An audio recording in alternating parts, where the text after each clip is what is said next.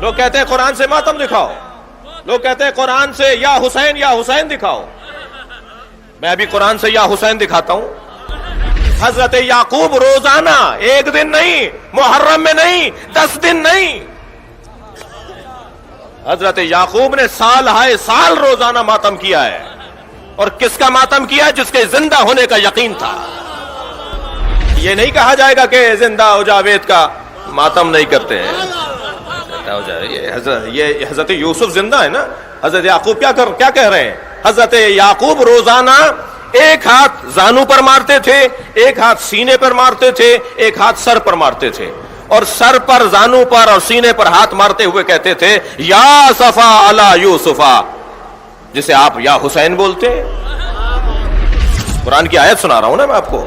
یا اسفا علی یوسفا، یا اسفا علی یوسفا، اے ہائے میرے یوسف، ہائے میرے یوسف، یا یوسف، یا یوسف. کون؟ جو ابھی زندہ ہیں، جن کے زندہ ہونے کا یقین ہے. اور نہ صرف زانو پر، سینے پر اور سر پہ ہاتھ مارتے تھے حضرت یعقوب، بلکہ وَبْيَضَّتْ عَيْنَاهُ، اس کی بعد والی آیت، وَبْيَضَّتْ عَيْنَاهُ فَهُوَ قَدِيمٌ. اور اتنا روتے تھے ماتم کرتے ہوئے کہ رو رو کے حضرت یعقوب کی آنکھیں سفید ہو گئیں. اور قرآن کیا کہہ رہا ہے؟ فَهُوَ قَدِيمٌ. صرف ایک ہی بات تو سامنے آتی ہے. صفحہ تاریخ کو پلٹ کر دیکھیے. جنہوں نے یعقوب کے بیٹے حضرت یوسف کو کنویں میں ڈالا تھا، وہ سامنے نظر آ رہے ہوتے تھے، تب بھی ماتم کرتے تھے اور برداشت کرتے تھے. بھائی غور کریں، بہت واضح پیغام ہے قرآن مجید کا کہ عزاداروں کو کیسے زندگی گزارنی ہے. خبردار خبردار، جنہوں نے اہل بیت پہ ظلم کیا وہ سامنے آ جائیں یا ان کے چاہنے والے سامنے آ جائیں، تم اپنے ماتم سے ہاتھ نہ اٹھانا.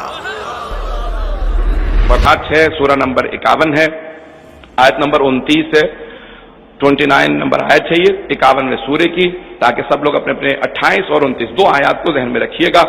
وَبَشَّرُوهُ بِغُلَامٍ عَلِيمٍ. جب ایک مرتبہ قوم لوط پہ عذاب کرنے کے لیے بہت سے ملائکہ نازل ہوئے تو اللہ نے کہا جب میرے ابراہیم کو بری خبر دو گے کہ قوم لوط پہ عذاب نازل ہونے والا ہے تو انہیں بہت غم ہوگا کہ ہم نے اتنی تبلیغ کی، اس کے باوجود پوری کی پوری قوم پہ عذاب نازل ہو رہا ہے، تو انہیں ایک بشارت بھی دے دینا. تو ایک مرتبہ ملائکہ نازل ہوئے، اور ایک مرتبہ جب سب کے سب آئے، جناب ابراہیم خلیل خدا تھے، بغیر مہمان کے کھانا نہیں کھاتے تھے. دیکھا کچھ مہمان آئے ہیں، فوراً بلایا، کہا کہ بیٹھ جائیے. ان سب نے ہاتھوں کو روکا ہوا تھا. تو تفصیل ہے، ایک مرتبہ کہا کہ کیا بات ہے، کہا کہ ہم فرشتے ہیں، کھانا نہیں کھاتے، انسان کی شکل میں آئے تھے بستی سے گزرتے ہوئے، کیونکہ اللہ نے خاص پیغام بھیجا ہے، حلیے میں نہیں آئے ہیں، فرشتوں کی اصل صورت میں نہیں آئے. وَبَشَّرُوهُ بِغُلَامٍ عَلِيمٍ. بشارت دینے کے لیے آئے تھے. ان سب فرشتوں نے بشارت دی کہ اللہ بہت علم والا بیٹا آپ کو عطا کرے گا. فَأَقْبَلَتْ امْرَأَتُهُ. ایک مرتبہ جناب ابراہیم علیہ السلام کی زوجہ جناب سارہ، جو اس وقت بہت ضعیف ہو چکی تھی، ضعیف العمر تھی، 90 برس سے زیادہ ہیں جناب ابراہیم، پہلے بیٹے ہو چکے ہیں جناب سارہ سے، جناب اسحاق ہیں. تو جیسی جناب سارہ آئیں، دیکھا تو کیا کیا؟ قرآن کی آیت ہے فَأَقْبَلَتْ امْرَأَتُهُ فِي سَرَّةٍ فَسَكَّتْ وَجْهَهَا. انہوں نے اپنے چہرے کو پیٹنا شروع کر دیا. نہیں پہنچا پا رہا ہوں بات کو.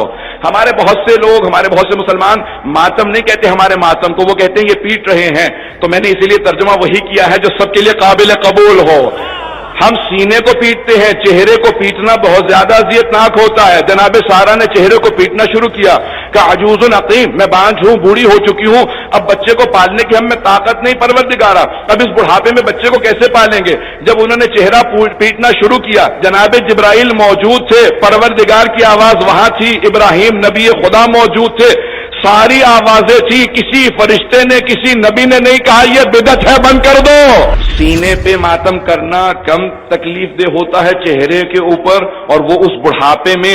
جناب سارہ ایک نبی کی بیٹی تھی، جناب لوط ایک نبی تھے، ان کی بہن تھی، جناب ابراہیم نبی تھے، ان کی زوجہ تھی، جناب اسحاق نبی تھے، ان کی ماں تھی. چاروں طرف سے نبوتوں میں گھری ہیں. انہوں نے اپنے فعل سے سمجھا دیا میں نبوت سمجھتی ہوں، دین سمجھتی ہوں. یہ چہرے پہ ماتم کرنا مصائب آنے پہ بدعت نہیں ہے.